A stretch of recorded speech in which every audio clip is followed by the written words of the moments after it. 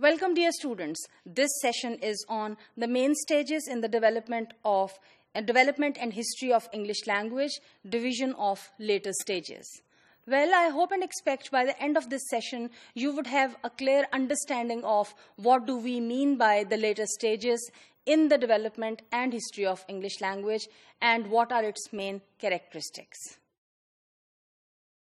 Well, if the early stages are the times of pre-Old English, Old English, and Middle English, when we move on to the later stages, this bigger category again contains two smaller divisions, Early Modern English and Late Modern English. If we talk of Early Modern English, this is the time period from 1500 to 1800. This is a time of transformation, this is a time of transition, this is a time of a lot of revolutionary change for both England and the language of England, that is English. The 16th to 18th centuries were a time of revolutionary development in the whole world. And in terms of English language, this was the time that opened the ways for English language to spread all across the globe.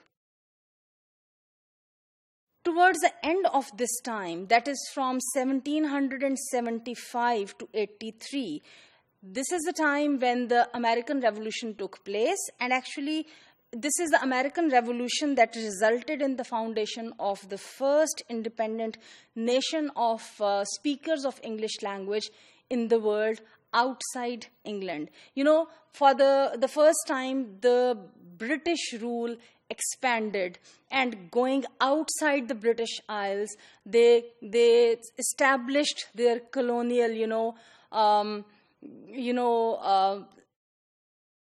place or occupied the space in another area, in another continent.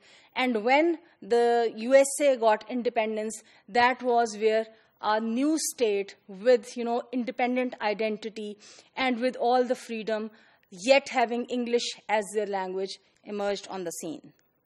It was in 1788 that the first English settlement in Australia near, what we call modern Sydney, it was established. So, these are also the early modern English period is also the times when, this spread of English, started taking place. And not only, we see the USA as an example of that, but also, we find it in Australia as well. So, this was a time when it was rooted in Australia. With this, if we move to the next division, the subdivision, I would say, within this period, that is the late modern English period, that starts from 1800 and continues till present. It has its own characteristics and features. The history of English language since 1800 has been a story of expansion. And there are multiple dimensions in this expansion. There are geographical dimensions of this expansion, expansion in terms of speakers, and expansion also in terms of various uses of language. This late modern English period is a time when geographically English spread all across the globe. It was spread, first by the British colonizers, and later on, through the American economic and political power. And, currently, if we look at the world, we would see it is everywhere.